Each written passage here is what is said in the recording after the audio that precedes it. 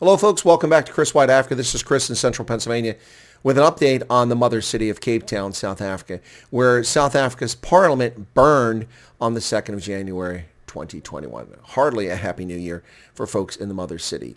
Yet another suspicious fire after the events earlier last year in April, in which it turns out arson was responsible for a very dangerous fire that occurred on Table Mountain and spread to residential neighborhoods and destroyed many important library documents on campus in Cape Town. Well, what happened with this fire?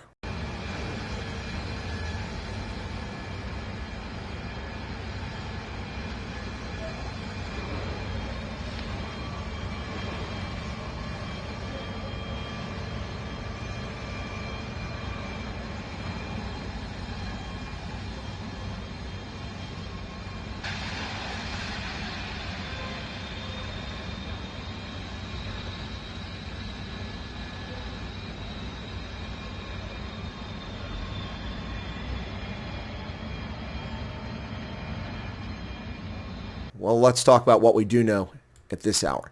We know that a fire occurred early in the morning after 5 a.m. Fire department reportedly responded 6 minutes after being notified. Now, we also know that the Zondo state capture report is due to be delivered on the 4th of January. Coincidental? Who knows? It was supposed to hasten, we're supposed to take resolutions as a matter of urgency. You know that Zondo, for example, will be given the report after centuries, really, next week. He will be given the report. The people of South Africa are waiting for that. But then ourselves as the opposition parties, we have in our offices our own documents there. And it means it's going to be very hard for us to respond. I mean, if our documents have been bent down, we're going to have it extremely difficult. It's not only Zondo only, but a whole lot of other things. We also know that there were no guards present at Parliament buildings. What? No guards? Why are there no guards? We were informed that the night shift was not at work last night. It's also been reported by Patricia DeLille that the sprinkler system valves were turned off so the sprinklers couldn't work. Now that's an odd development. Who would turn off the sprinklers? Not exactly something that just anybody has access to. And why in God's green acre would you turn off a sprinkler system in a building? We also know that based on reports from the government that the Parliament building was left unattended to save on overtime pay. The government claims it couldn't pay overtime to security forces. And we're told that Parliament took a decision to withdraw night shift staff from working weekends and public holidays on the claim that they do not have money to pay them overtime for working on weekends and public holidays. So to us that was shocking because Parliament is a national key point and it's supposed to be guarded 24/7. Now, authorities apparently refuse to speculate for the moment. I'm not going to speculate on what different stakeholders and people are saying. Once the official report becomes available and we become aware of information, it will be shared with the public. But at this stage, I cannot comment on that because I'll be speculating. But we do know that the race hustlers have long agitated to move the parliament from Cape Town to Pretoria. The entire parliamentary complex is severely damaged, waterlogged and smoke damaged. So there's going to be damage extensively. The roof above the old assembly chamber the old assembly hall is completely gone. Now here's some facts that the race hustlers fear. First, all human communities have colonized their locations, wherever they may be around the planet. Wherever you are now is not where you came from or your kin came from. Every part of the planet has been colonized.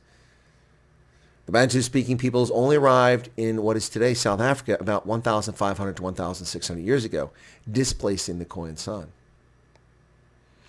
If humans did not colonize, we would have died out in East Africa hundreds of thousands of years ago. We wouldn't exist as a species. So of course, people colonize. As I mentioned, the Bantu displaced the Khoisan when they crossed the Zambezi and then the Limpopo rivers. Now, interesting comment here from Jacob Zuma's daughter. Started our problems? What, like the Mfikane? Up to 1 million black Africans murdered, butchered in the imperialistic wars of the Zulu under Shaka? Ultimately, what the Cape Town Parliament fire raises are many questions. Either the African National Congress is incompetent, inept, or simply complicit in horrific governance. There are some questions here. Why were the sprinkler valves reported to be turned off? Were they in fact turned off, or have we gotten bad information? And if they're turned off, why? Why was Parliament unguarded? It's something that will still be investigated. I believe somebody is being held right now and they are being questioned. But we need to go a lot deeper into how this type of event can take place and what measures we will need to take going forward. How can the ANC, which pilfers trillions of rand into its own pocket or to corrupt broad-based black economic empowerment contracts, not pay for security forces to protect one of the most important facilities the government is responsible for? How can the ANC government not pay guards to protect Parliament? It doesn't make any sense whatsoever. And ultimately, who will the ANC blame for its failures? White monopoly capital? Is that why there are no guards and the sprinklers are shut off? As per the photographs we also posted, and the offices adjacent to it in the gym are destroyed. Minister DeLille did indicate that those might be the offices of good. Can we consider the South African government under the African National Congress at this stage to be a serious state? Can we even take this country seriously? One has to ask that question. I mean, it's a legitimate question to ask. And how can we continue to allow these race hustlers to spew their nonsense, from Floyd Shivambu to Dudu Zuma? It's ludicrous. These people are shameful. They have no shame, and they just have hatred in their hearts. Why aren't they being prosecuted under South Africa's laws for hate speech? Colonizers and settlers is just a dog whistle for black racists to attack others, while ignoring the fact that everybody's a colonizer. Get over it. Hey, if you're not a subscriber, smash that subscription button right down there and subscribe to Chris Wyatt Africa, where you get unadulterated, objective, independent analysis of events across Africa, and in particular in Southern Africa. Thanks a lot, folks. Cheers.